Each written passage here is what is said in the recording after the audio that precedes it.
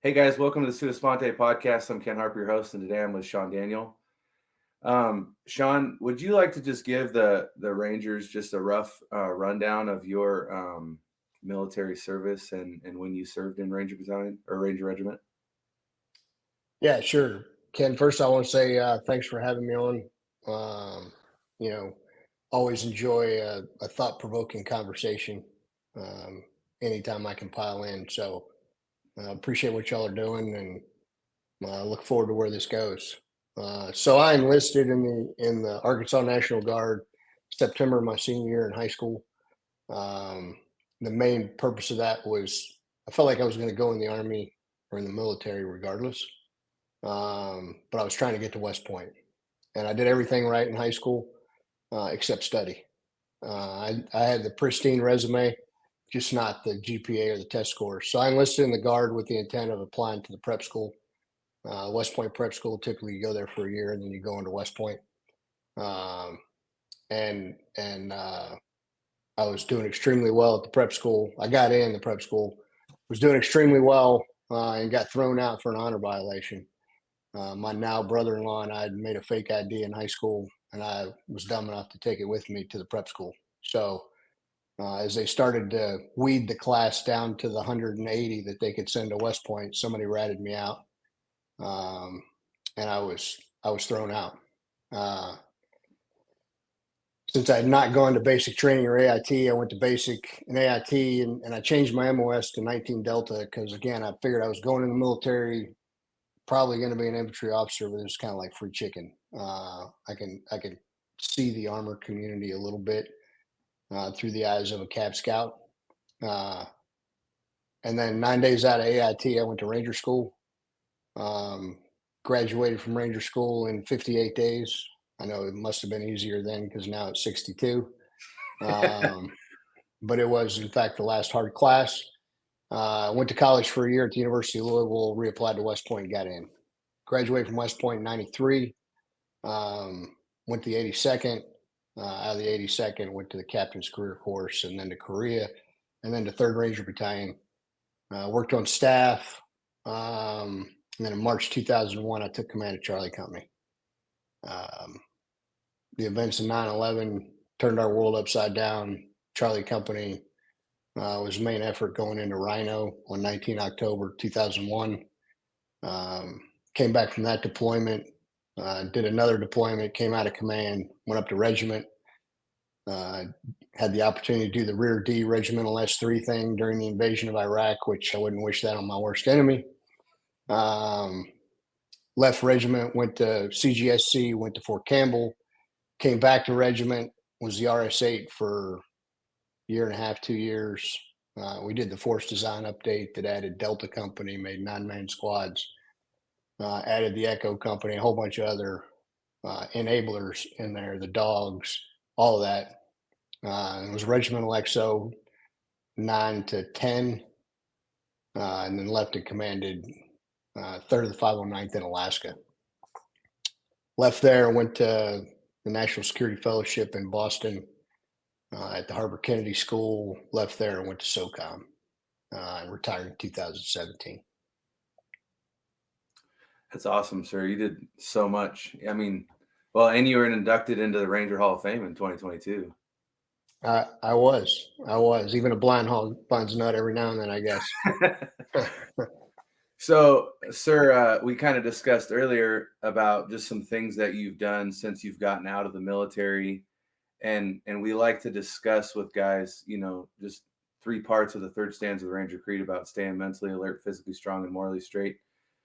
Do you have some examples for just the guys about what is it that you do to stay mentally alert? I mean, so I run a nonprofit, and we can talk about that later. But we pride ourselves on being extremely lean. My job primarily is to raise money, network, and excuse me, just get us more exposure. So mentally alert wise, I mean, there are three people that run Darby's Warrior Support: me, Nick Newart, an old 175 Ranger, and our bookkeeper. So when you're trying to manage 4,000 acres, raise $400,000 to $500,000 a year, um, and launch a capital campaign to raise $2.5 million to build a 10-bedroom, 10-bathroom lodge, an entire compound, so to speak, that keeps you mentally alert. I mean, I think you have to have something to keep your brain engaged. When you get out, you're running hard as a ranger.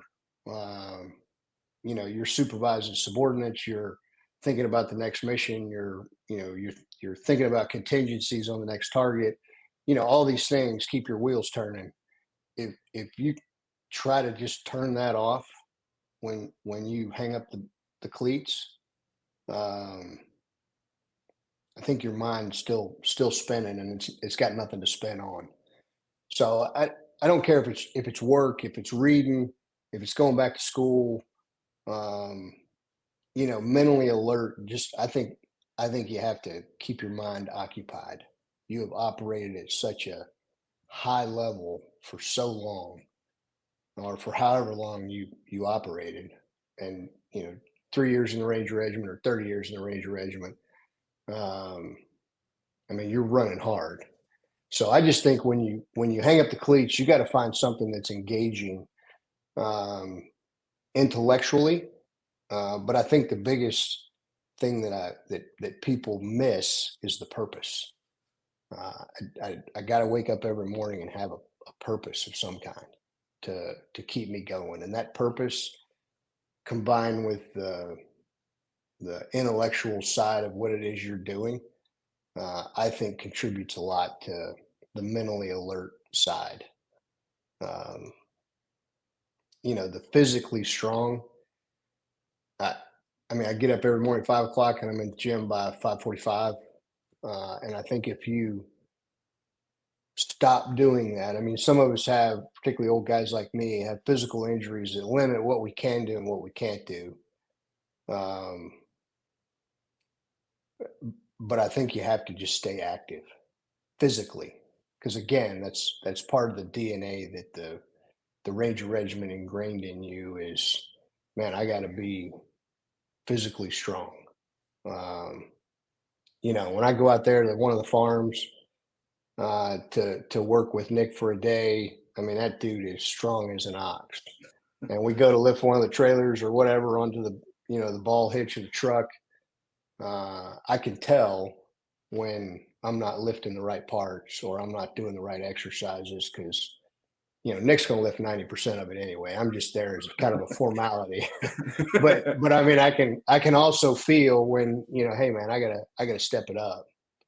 A couple years ago, I got into lifting heavy, and I had some goals, some personal goals, that my body kind of failed me, at the 1 yard line before I actually accomplished it. But neither here nor there. I mean, I was pushing heavy weight, and because of what we do with our nonprofit, I found that when I got out there during the season and we're walking, as far as we're walking and we're standing, and I'm like, man, I've got to spend more time, you know, on my legs, on my cardio, on just my endurance. I can't just, as much as I enjoy picking up heavy things and putting them down, what I need to do is stay leaner and uh, keep my cardio and my leg strength where it supports me during a long grind of a hunting season. Yeah. Uh, the morally straight, man, in today's world, there's too many opportunities uh, to wander off that path. Um, I think it comes back to kind of what you and I were talking about before, um, before we actually started. I've yet to meet a ranger that didn't internalize the entire Ranger Creed, or a ranger who retired or got out and still doesn't hold that entire creed up every day and say, okay, am I measuring up? There are a lot of temptations to wander away from the morally straight side. I just think if you've bought into the creed, you've bought into that stanza too. And um, you want to see me get excited, um, and my blood pressure go up. Have somebody accuse me of being less than truthful or manipulative or something that is contrary to the morally straight clause of the Ranger Creed. Um, because, and where this came from for me personally, my dad was an Army chaplain, career National Guard guy, retired as a 1-star. And he beat on me and beat on me as a kid about integrity. The only thing somebody can't take away from you, you have to give up is your integrity. So when I got thrown out of the West Point Prep School for lying, right? Yeah, it's to the bouncer of a bar. Some say, who cares? Well, the honor code says a cadet will not lie, cheat, steal, or tolerate those who do. It doesn't say except to a bouncer at a bar who looks at your ID. It just says not lie, cheat, or steal. So when I got bounced out of the prep school, all those things my dad had said to me as a kid growing up came back to me. And I'm like, man, I'm walking out of this school tagged as a liar. Yeah. Um, and that hurt me. And a lot of things about that hurt. You disappoint your dad, you disappoint your family, yada yada yada. But the biggest thing I took away from that is I'm tagged as a liar. This is never going to happen again. So that I think I internalized that personally long before I internalized the Ranger Creed. Um, but in today's world, I think there are just so many temptations, uh, you know, to veer away from the straight and narrow when it comes to keeping yourself morally straight. Well, and that's kind of why we asked these three questions is to give guys an example of what people stay grounded on, and it sounds like growing up you had a good foundation. I mean, if your father was a chaplain, I mean, I'm sure you were going to church, you were hearing, you were getting morals from the Bible and those teachings. I was, but you're a kid, and you're going to test the limits, and I mean, you got to find your own way. Um, and I've watched my kids do it. I mean, I know I did it. I mean, it's part of growing up, right? And then eventually you have this epiphany of, and hopefully it doesn't cost you too much that, I am or I'm not living the right way. Yeah. Um, I got out, um, so let's back up a little bit. I retired in 17, and I went to work in the financial world in institutional equities at a really well-known firm here in Little Rock. Great firm, great people, and a really understanding boss. But I used to walk into his office every day, or at least once a week, and say, "Man, I spent my adult life playing NFL football, and every yo-yo in this building is playing PGA golf. I mean, I can't get anybody to be a team player in here." And about 6 months into it, I went up to sixth floor, and there was a research analyst up there, and I was trying to get him to do something, and that would kind of help other people out. And I concluded with, "Hey, man, rising tides lift all boats, right?" Um, and he looked me dead in the face, deadpan expression, and said, "Shawn, understand that in this business, it's beneficial to me if your boat is taking water." And he didn't intend it as mean. Um, he was doing his best to educate me on the environment. There's a bonus pool that accumulates over the course of the year, and the more people that are in the pool, the thinner that gets spread. So, I mean, he just looked at me, and I was just like, wow. wow. And I thought long and hard about that. And I stayed there another 3.5 years thinking I could change some people, thinking I could uh, scratch out my spot and find happiness. But I woke up every morning at 4:30, 5 o'clock in the morning because I ran a 6:30 call every morning, um, and I didn't have a purpose.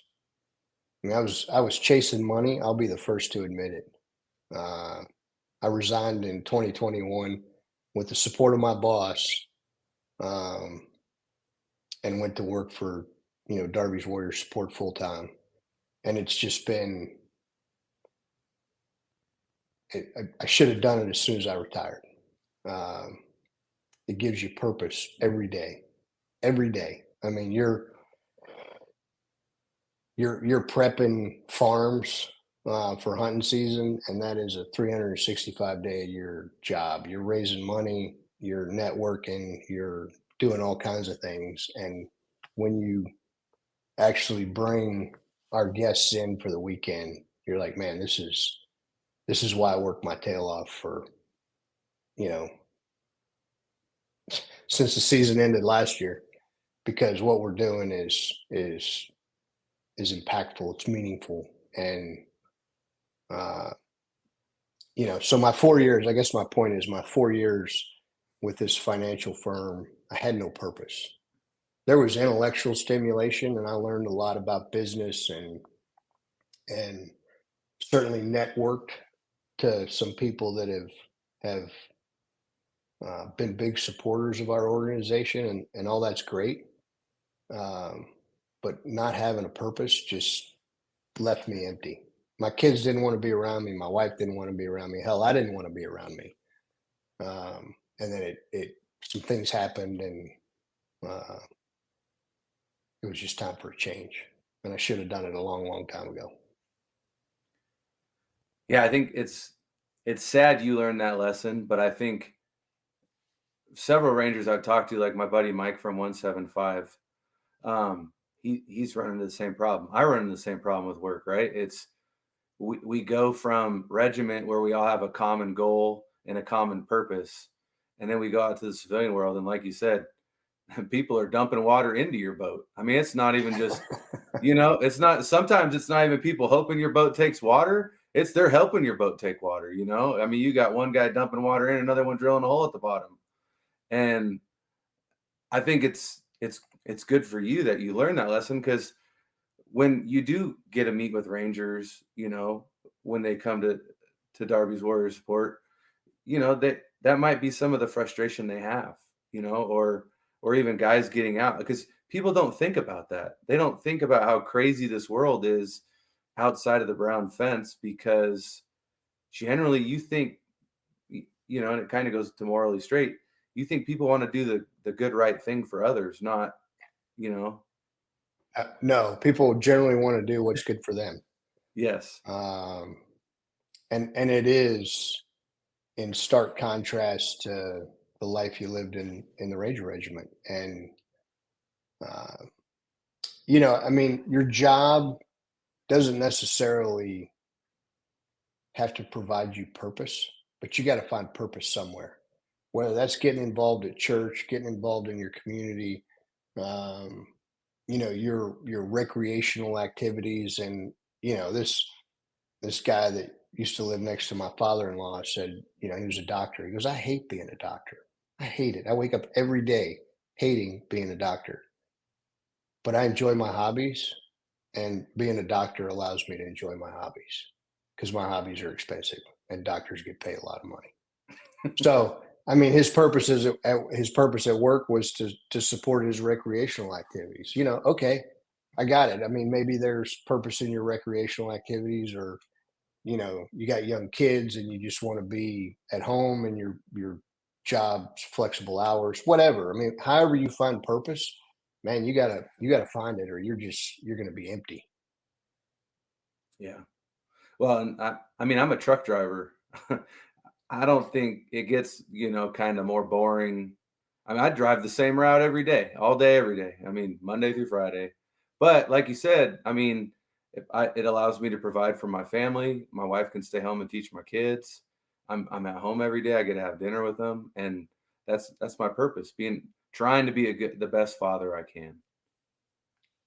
And nothing wrong with that. I tell everybody I've done some cool things in my life by anybody's standards. But being a dad is hands down the coolest.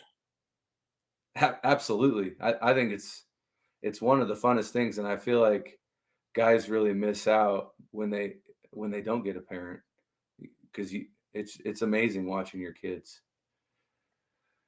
Um, You got any daughters? I do have a daughter. My daughter is my oldest kid, and she's a blast too. I was just last night she was talking my ear off about something, and I was like, "Do you want me to fix your problem, or you just want me to listen?" And my wife was like, "You're getting it." Yeah, I have a daughter as well. We have a daughter, and every man should be blessed with a daughter. Uh, I just married mine off the 12th of April, and all I can say is brace for impact when it comes to wedding time. Number one, holy smokes, that's expensive.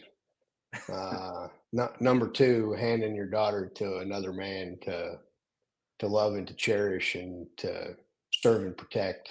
Uh, it'll bring you to your knees. It's So got to be humbling. yeah. Anyway, Well, and that goes into one of my other questions is what are some things you've struggled with, since, and I guess we kind of covered it with the bank thing, just some struggles that you've had, to overcome or deal with since you've gotten out of the military. I mean um, I think the biggest thing I struggled with was nobody's like us, um, and maybe not fair to say nobody, but very few people are like us. You call me, I will be there. You ask me to do something, I will do it. You tell me what time I'm supposed to be there, I will be on time. No, no nobody else lives by those rules. Um, and so maybe I'm too structured, maybe I'm too regimented, maybe it's my fault, but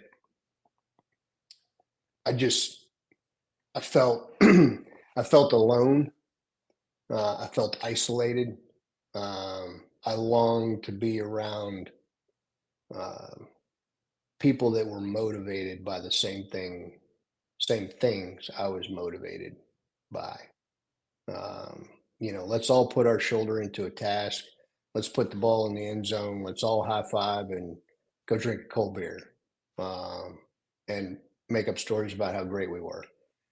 Uh, and that just wasn't out there. So a buddy of mine a friend that I made while I was in the financial world, um, he packed up and moved to Northwest Arkansas. And one day he and I went out to dinner with our wives, and uh, he was contemplating moving out of Little Rock, and and he goes, Shawn, I made a list of the how many people in this city I can actually count on. If I picked up the phone and needed help, how many people could I count on? He's like, all I could come up was like 12. And he'd been in Little Rock 10, 15 years, whatever. Um, we talked about that for a second. I'm like, okay, just out of curiosity, am I on that list? He goes, actually, you're the number one guy on that list. And I'd known Brian maybe 3 years. Um, but he saw in me what I was looking for in other people. Um, and we still laugh about that today, but it's hard to find people that you can depend on like you could depend on a Ranger buddy, uh, while you were in the Ranger Regiment. Yeah, that's been one thing that's been kind of miss on me in the civilian world is understanding why people aren't that way. or so often somebody will tell you they're going to do something and they don't. And it's not even necessarily about meeting a time hack or something like that. It's just someone will tell you they're going to do something and they don't. And it's just like, why didn't you just say no, And I revert to the biblical, verse of let your yes be yes and your no be no. And I Yeah, just think a lot of people have, I don't know if you call it cowardice or what, but they just don't want to tell people no. But I guess just let them down. I don't know. I feel like it's even more disrespectful. It's just tell me no. It doesn't hurt my feelings. sure. I mean, give me an honest answer, and if you can't help me, then that's fine. I'll find somebody that can. Yeah. Nick and I always laugh, and we've essentially learned to be self-sufficient. Taught ourselves or went to courses or bought equipment to be self-sufficient. Um, but the Arkansas, and it's not limited to just Arkansas. The Arkansas way is, you call an electrician or a plumber or, a excavator or whoever it is and say, hey, can you come fix whatever is broken? Sure, I'll be there at 10 o'clock on Tuesday. Um, and Nick and I move schedules around so one or both of us can meet him there.